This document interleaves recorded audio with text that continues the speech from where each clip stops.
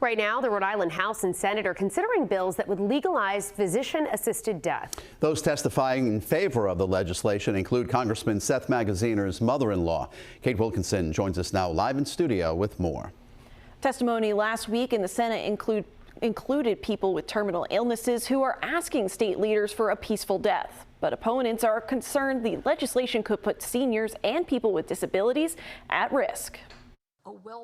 Jennifer McDowell says she's starting to see signs of a genetic disease that's been in her family since her ancestors signed the Declaration of Independence. We are dead within 5 years. There are no cures. I've lost an aunt, a first cousin, my father, and my beloved brother to HSP. And I can barely sign my name now.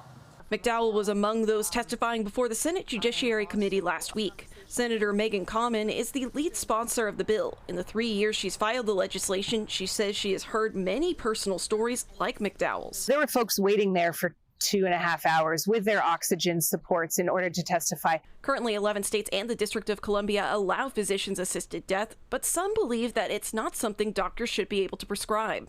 Jessica Rogers is the coalition director of the Patients' Rights Action Fund, a national organization against the legislation. She says bills like these put people with disabilities and the elderly at risk.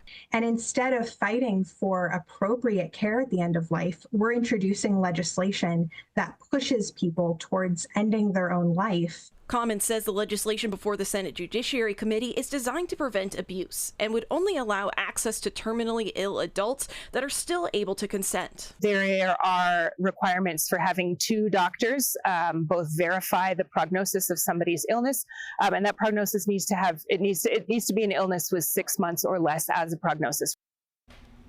Currently, there is no vote on the calendar for the legislation.